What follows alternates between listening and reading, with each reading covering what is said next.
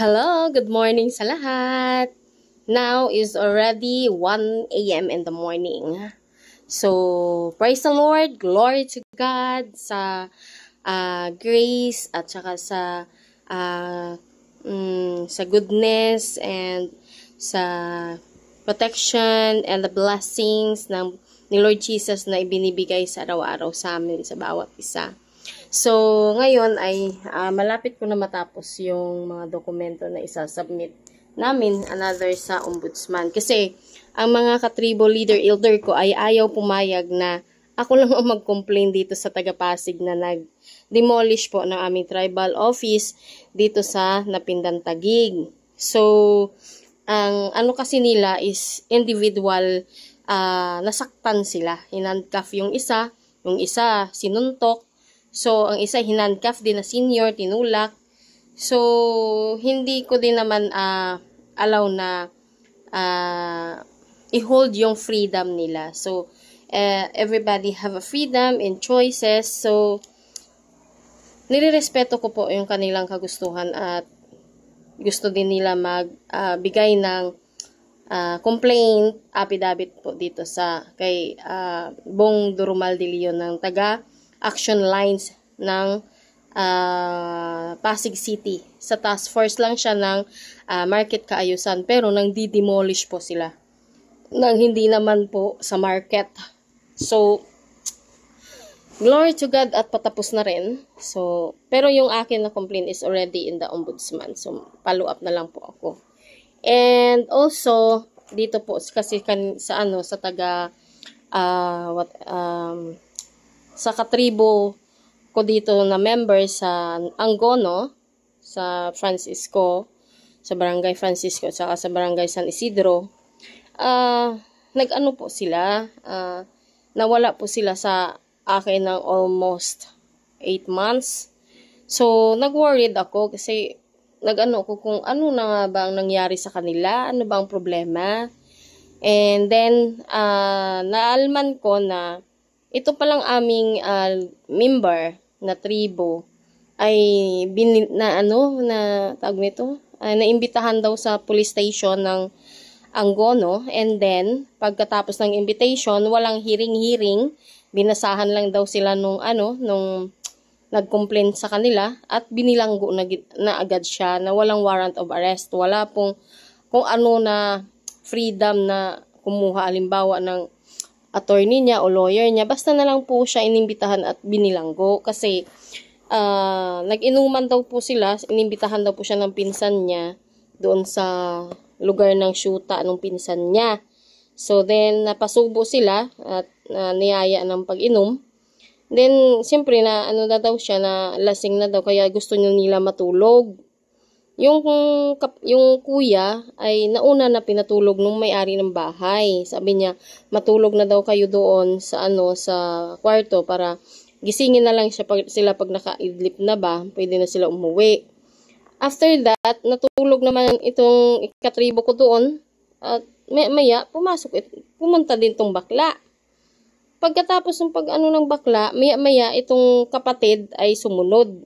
17 years old pa lang po ito at 19 years old. So, after nyan, nung lumabas na daw itong member ko para umuwi, bigla na lang itong nagsisisigaw itong bakla na nirape daw po siya. So, I don't know pero hindi paniwala na nirape siya ng magkapatid. And then, binugbog po siya ng isang buong barangay. Kasi ang bakla daw na ito ay kapitbahay niya itong pulis na naghuli dito sa aking mga katribo. So, sabi ng babae, tumakbo na daw siya. Kasi, mudos na nila yan dyan So, tumakbo naman tong katribo ko. Kaya lang, nagkita naman silang tatlo daw doon sa kalsada. Kaya lang, pinauna niya tong kapatid niya, tong pinsan niya na umuwi na. So, siya ngayon, nag-separate para mapahiwala yung mga tao sa dalawa. So then, nung paikot na sana siya, may bilang dumating na motor. So nahuli talaga siya. So binugbog siya. Ngayon, Sabado nangyari. Nung Linggo, medyo hindi siya makatayo dahil bugbog siya Pagka-Lunes ng hapon, pumunta itong mga pulis para imbitahan itong aking tribo. Nung time na yun, ng Lunes ng hapon, sumama naman itong katribo ko na sa investigation lang daw, inimbitahan lang sa investigasyon, sinamahan ito ni Bae, nanay. Pagdating doon sa sa police station, sabi na binasahan siya ng complaint ng bakla. Tapos pinusasan. Kasi sabi ng pulis ay paano yan, bilanggo ka. So ngayon nakiusap ang nanay kung pwede i-medico legal muna ang kanyang anak. So dinala nila sa ospital, ang pulis mismo nagdala sa ospital, 4 sila. Habang nakaposas yung aking tribo, dinala nila sa ospital para medico legal. Ngayon, ang result ng medico legal nila is, no evident injury noted at the time of examination. Ang examination niya that was May 13, 2024. So, paano nasabi na walang injury? Ito po ang mukha niya. Ayan po, may mga sugat ang mga paa niya. Ayan, sa kakabugbog sa kanya. Ayan, sasabihin ba ng hospital na no evident daw na injury that time ng examination sa kanya? So, paano naman nangyari no? Walang injury yan bugbog sarado yan at may mga sugat ang paa. Ang mga pulis ang nagdala doon para sa medico legal. Dapat, hayaan ninyo na ang aking mga katribuhan ang pumunta sa ospital kung saan sila magpapamedikal. Hindi yung kayo ang magdala kung saan hospital. Kasi may kabayasan yan Ha? Dalhin nyo doon sa ospital na kung saan kakausapin nyo yung ospital na bigyan ng walang evidence. Dito sa picture, tingnan mo, bugbog sarado. May mga sugat. Ang daming pasa, ang daming sugat. Tapos sasabihin wala siyang walang evidence. And then, after ng medico legal, binalik sa police station at kinuha ang pusas at ipinasok sa bilangguan. Binilanggo. At pagkatapos, 1 buwan bago nila inilabas kasi may piyansa. Ngayon, itong piyansa niya, nagsasabi dito na order of release. Kasi ang criminal case daw ng qualified rape and sexual assault. Paano naman kay ang medico legal nga ng is wala pong evidence na ni-rape po yung bakla. At bakit po kayo bumabase lang doon sa report ng bakla? Bigla nyo lang pupuntahan ang aking katribuhan, imbitahan, tapos ipasok nyo kaagad sa bilangguan, tapos sasabihin ninyo kailangan niya mag-bail? 200,000? Ngayon, nag-bail dito sa piyansa, dito sa police station, sa may piyansahan dyan, nagbigay ng 110, itong aking mga katribuhan, naghagilap ng utang para makabigay ng 110. Pagkatapos, hingingin sa kanila ang resibo, kasi ang kapatid ang Ngayon, sabi ko, bumalik at kukunin yung resibo ng binayad sa piyansa. Wala daw na ibigay na resibo, kasi ang sabi nitong piyansadura doon, na nawala daw ang resibo doon sa kanilang bahay nung naglipat daw siya ng tirahan. So, paano nangyari na ang resibo napunta sa bahay nila? My goodness. So, ito yung order of release ng Anguno Municipal Police Station. Ito, order noong June 14 ni Presiding Judge na Romeo Carmelito Conji. Ito ang nag-release noong June 27, 2024. Ngayon na naman, akala naman itong aking mga katribuhan ay okay na. After that, nagulat ang mga magulang na meron na naman warrant of arrest ang kapatid dahil daw kasama sa pag-rape daw sa bakla. Hiniring naman daw ang bata. Pagdating sa hearing, ang bata lang ang dinala nila, walang alam ang magulang. Tapos bigla na naman may warrant of arrest na naman daw siya, itong bata. Na kapatid, yung bunso. Walang hearing, walang alam ang magulang. Tapos, ikinalat ang warrant of arrest sa lahat-lahat sa media na doon lang naalman ng magulang na may warrant of arrest ang anak. Tapos, pumunta ang pulis sa kanila. Ang sinabi, Dudong lang, hindi alam ang pangalan. Kasi sa warrant of arrest, mali yung pangalan. Pero bakit gusto nilang hulihin? mali ang pangalan sa warrant of arrest. At hindi na sa tamang proseso. Bakit walang counter affidavit? Bakit hindi man lang tiningnan ang result ng mga medico-legal na wala ngang evidence ng rape. At the same time, inimbitahan nyo lang, walang warrant of arrest, bigla nyo pinasok dito sa bilangguan. Ano ba naman ang nangyayari sa inyo, mga kapulisan, dyan sa Anguno Rizal? Nangyari din yan noong 2022 nung dinimolish ang aking katribuhan dyan sa Mahabang Parang. Kasama ko ang aking mga katribuhan na mga senior na magpa-blatter. Ito din si PCPL Alusisimo ang sumigaw-sigaw dito sa aking mga katribuhan na kasi nag-video daw at nag-picture. So, binigay ang cellphone para mabura yung mga video picture. At ako humingi ng sorry. Kasi ako ang nag-utos sa aking mga senior na mga leader ko ng mga tribo na kumuha ng picture o video para may evidence kami. So, naghumingi ako ng sorry sa pulis, kay PCPL Alusisimo, na pasensya na kung nag-against kami dito sa pagkuha ng video at saka picture. So, ang sigaw pa rin niya na ibibilanggo daw niya ang aking mga katribuhan. So, sumigaw din ako. Nasabi ko, sige, walang problema, bukan mo kaming ipakulong. So, ngayon, inulit na naman niya sa aking mga katribuhan. Inimbitahan, dinala sa police station, walang warrant of arrest, biglang ipinasok sa bilangguan na 1 buwan. Ano ba nangyari ngayon sa komunidad? Ano ba nangyari ngayon sa bansang Pilipinas? Ha? Ang bakla, andun, nagpakasaya. Sinabihan pa nung pinasok na ito sa bilangguan yung katribo ko, sinabihan, binulungan yung pulis na mag-advance daw muna siya. Mag-advance daw siya, magbali. Magbali daw siya doon sa pulis. So, what it means? Ha? Modus nyo yan? Na kukunan ng mga pera ang aking mga katribuhan? Gagawa ng kwento na hindi totoo? Tapos biglang may warrant of arrest itong bunso na 8 months na nangyari. So dapat kung talagang kasama ang bunso sa pag-rape doon sa bakla na yun, dapat noong month of May, kasama sila ng kuya niya na ikinulong. Without the warrant of arrest. Bakit ngayon November, may dumating na warrant of arrest sa media, sa kabuuan na walang alam ang magulang? Ano ba naman ang katarantaduhan ito? Grabe naman kayong mga pulis. Nandiyan kayo para tulungan kami. Kasama kayo dyan sa Section 2 and Section 29 ng EPRA 8371 na ang state ang magbigay sa amin ng protection, magkilala at magrespeto. Pero nasaan ang tulong nyo? Nasaan ang pag-recognize at respeto nyo sa amin?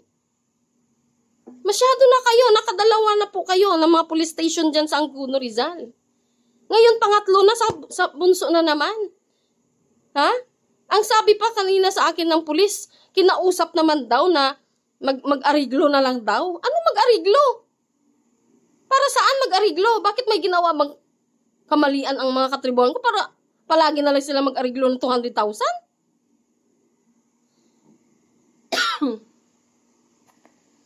Ako talaga ay, grabe naman talaga to. Lahat na lang aking mga katribuhan, ginaganyan nyo. Pero na walang alam yung aking mga katribuhan sa batas at kung paano lumaban at natatakot sa mga kapulisan ay gaganyahin. Ano ba naman? Talamak na talaga ang kamalian, no? Yung mga kamalian, yung kinakampihan. Ang mga kamalian at ang hindi magandang magawa ng mga tao, yun ang kanilang kakampi. Pero itong mga katribuhan kung walang ginagawa, ito yung pinapahirapan eh. Binibigyan ng kasalanan, binibigyan ng tapos pahihirapan. Masyado na kayong mga kapulisan, masyado na kayo. Hindi na ninyo alam ang batas na dapat ninyong sundin. Hindi na ninyo alam kung anong pinag-aralan ninyo. Hindi na ninyo alam kung ano yung sinumpaan nyo doon bago kayo naging pulis. Hindi porket mga pulis kayo, tumahawak kayo ng baril sa katawan ninyo, at nagbibit-bit ang katawan nyo ng barel, ay kala nyo kung sino na kayong siga. Basta nyo na lang tinatakot ang mga katribuhan ko. Grabe naman. Ano ba naman nangyari sa inyo mga kapulisan? Tapos ito, ang warrant of arrest, pinirmahan ni Judge. Anong klaseng proseso yun? Hindi man lang binigyan ng pabor o hindi man lang binigyan ng equal justice itong aking mga katribuhan. Hindi pinakinggan, hindi hinanapan ng bakit, anong nangyari. Sinabi na nga ng aking katribuhan na hindi nila ginawa at wala silang ginawa. Pero ano pa rin ang ginawa nyo? Binigyan nyo ng warrant of arrest, pinamidya mo pa. Kahit mali yung pangalan, sasabihin nyo, tinutukoy ninyo ang picture nung tribo ko na 17 years old. Ang picture niya sa Facebook, kinuha ninyo, ipakalat ninyo, yun siya ang nasa warrant of arrest, kahit hindi yun ang pangalan niya.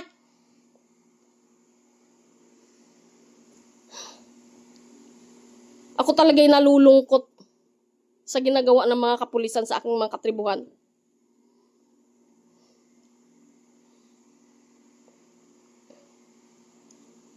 Ano bang nangyayari? Hindi na ba kayo marunong sa sumunod sa batas na meron kayo? Hindi na ba kaya ninyong panindigan ang batas na meron kayo na walang pera? Ito pa ang sabi niya sa akin. Tinuturo ko daw siya. Hindi ako nagtuturo sa kanya, kundi ang tribo ko ang nagtuturo sa kanya na siya mismo ang gumawa sa aking mga katribuhan. Tapos kanina tumawag, sabi, tribo pa lang nakabangga natin, tribo pa lang nagawa natin ng hindi tama. Dito yun eh. I-forward ko din naman yan, ang video. Dito kasi sa ginagamitan ko ng vlog, dito kasi yung video. Grabe talaga. Hindi ko maintindihan yung mga sitwasyon nila na ginagawa. Ito siya eh. Kita ko sa inyo.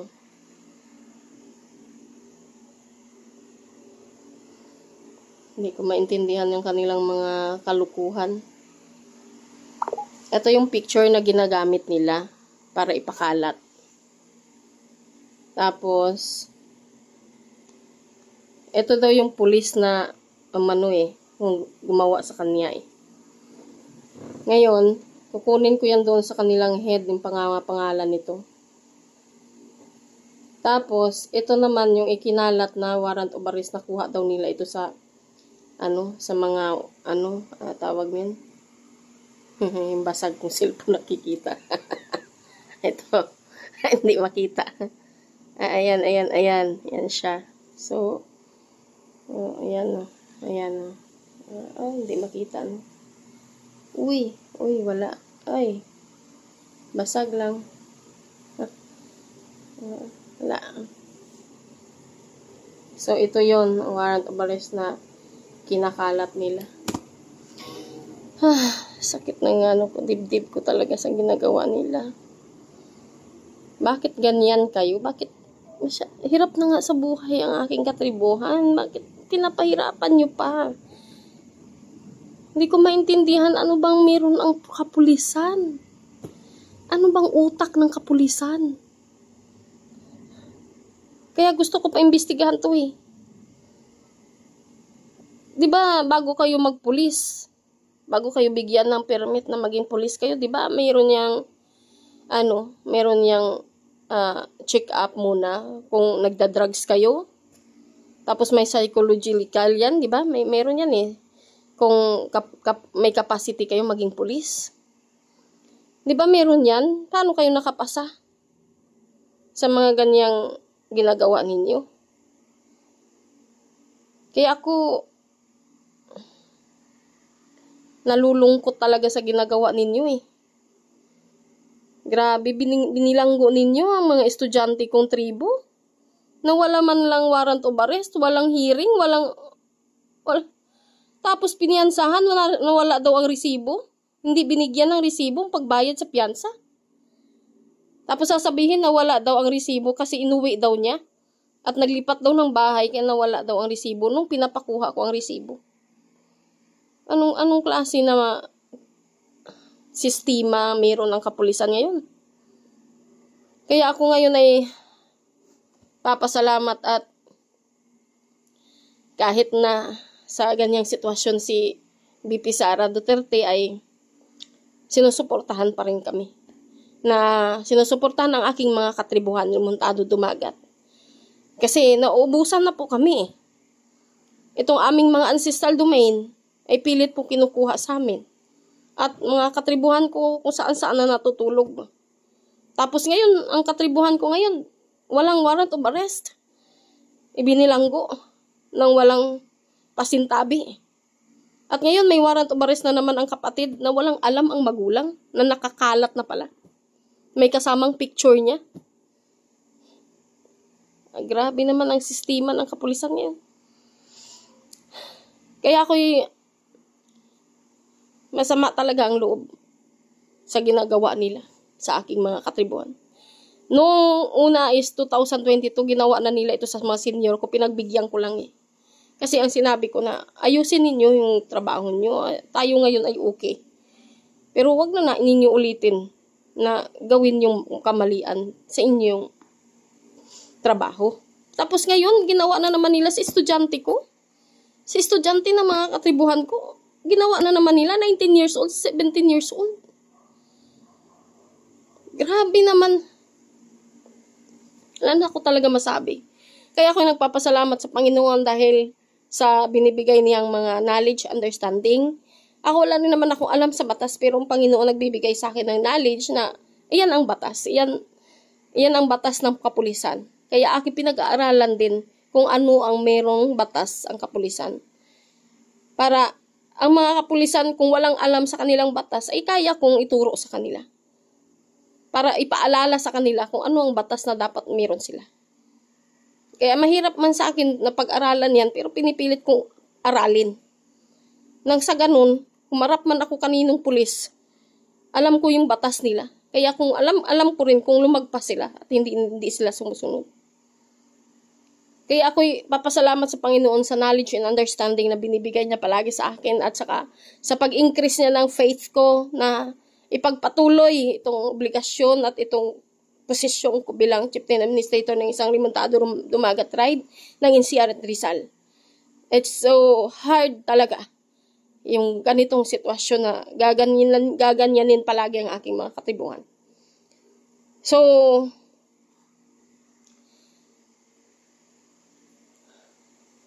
kami ay gagawa ng paraan upang madinig man kami ng hustisya para maibigay ang narapat sa gumawa nito sa aking mga katribuhan. Kaya ako yung nagpapasalamat upang mabigyan ng lakas at tibay at boses ang batas ng EPRA 8371 para sa aming mga katribuhan. Kaya ako yung nagpapasalamat sa Panginoon sa araw na ito at sa gabi na ito. It's already 1:30 in the morning. So, sa lahat, good night and good morning and God bless sa bawat isa.